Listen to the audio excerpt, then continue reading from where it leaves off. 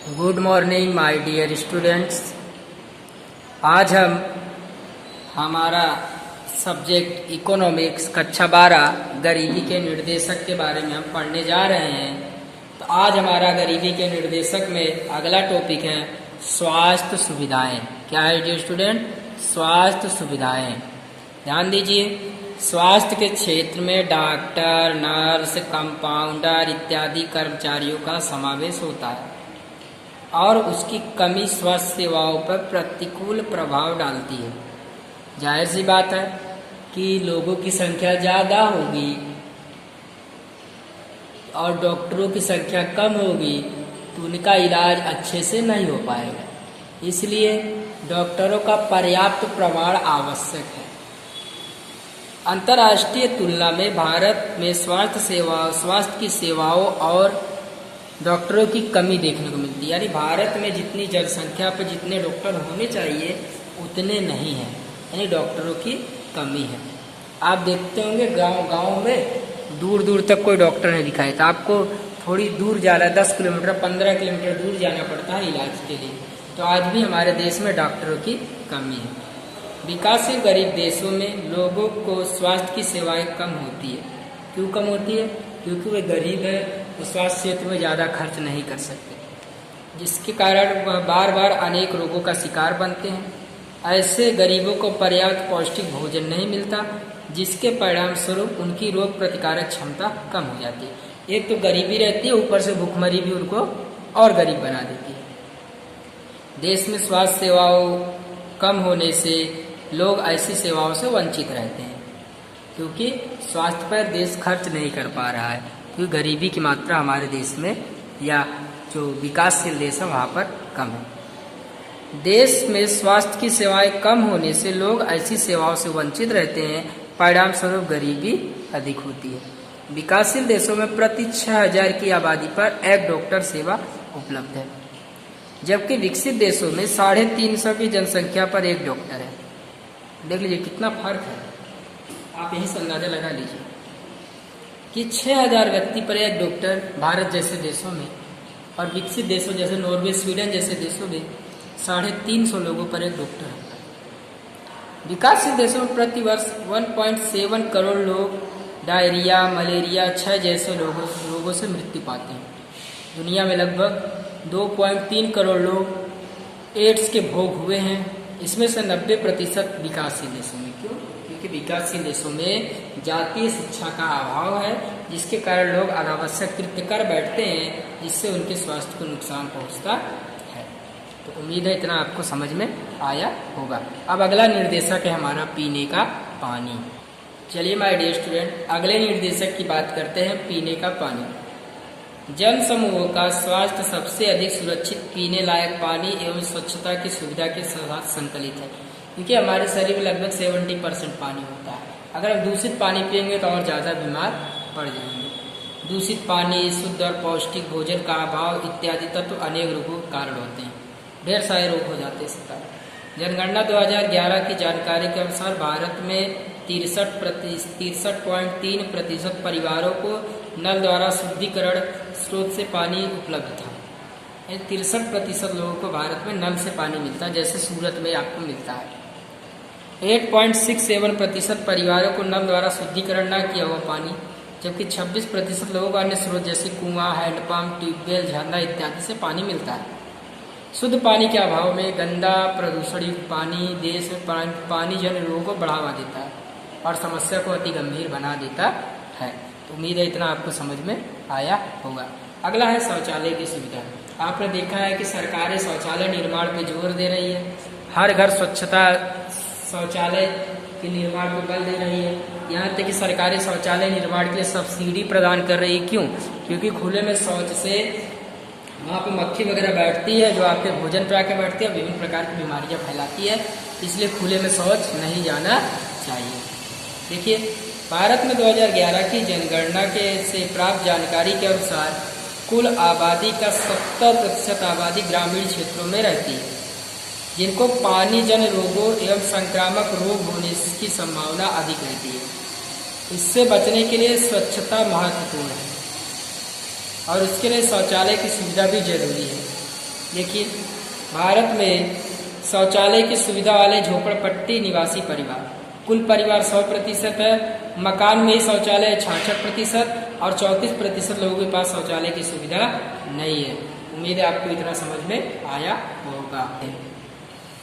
भारत में 66% परिवारों में मकान के अंदर शौचालय की सुविधा उपलब्ध है, जबकि 34% परिवारों में सार्वजनिक शौच या खुले में शौच जाते हैं। परिणाम स्वरूप स्वच्छता के अभाव के कारण प्रदूषण और शारीरिक कमजोरी उत्पादकता एवं उत्पादन को नीचे रखते हैं, जो गरीबी को बढ़ाने के लिए कारण होता है। इसका मतलब क्या है?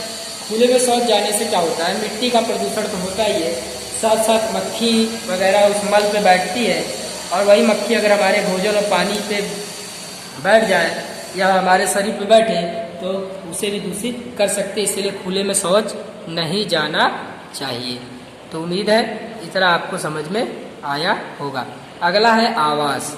आवास में देखिए क्या होता है कि जो लोग गरीब होते हैं वो एक ही घर में कई लोग रहते हैं, लेकिन अगर हम यहाँ पर बात करें कि गरीबी के निर्देशक के रूप में आवास एवं उसका स्वरूप एक निर्देशक है।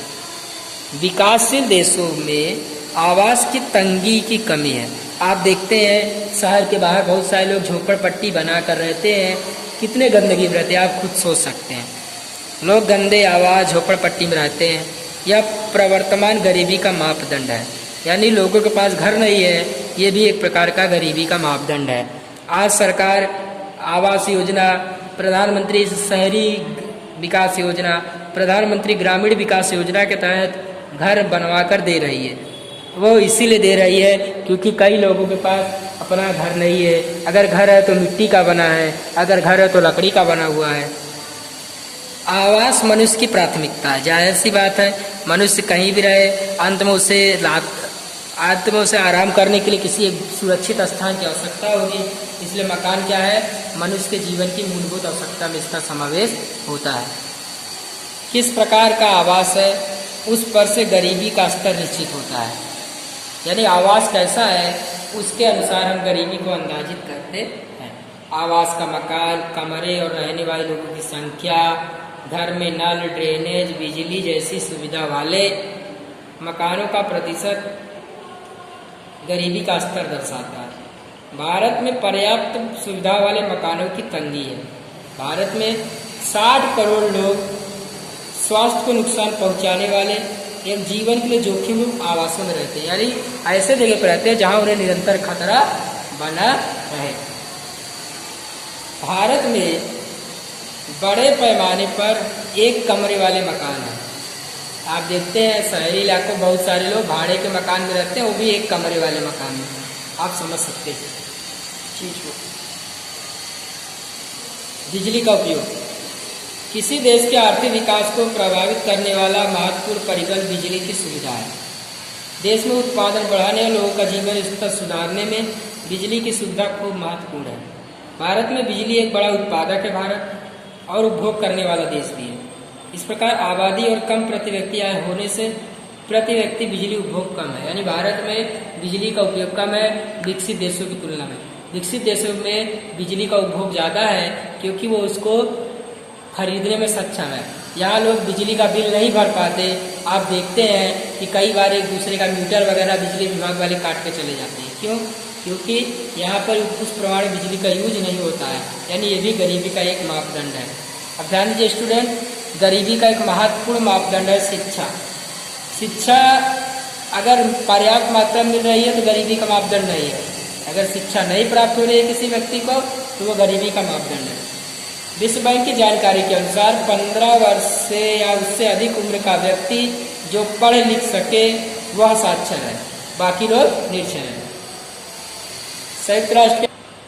संयुक्त राष्ट्र कह रहा है कि 15 वर्ष का वह व्यक्ति जो किसी एक भाषा को पढ़ सके, लिख सके, बोल सके तो वो साक्षर है, ऐसा कहता है।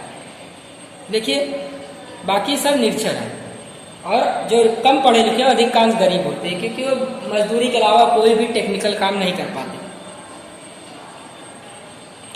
शिक्षा और तालीम का नीचा प्रमाण देश में अकुशल नीची उत्पादकता वाले श्रमिकों को उपलब्ध कराता है, यानी लोग शिक्षित नहीं होंगे, ट्रेंड नहीं होंगे तो पारंपरिक रूप से कार्य करेंगे, जिससे मेहनत भी ज़्यादा होगी और प्रोडक्शन भी कम होगा,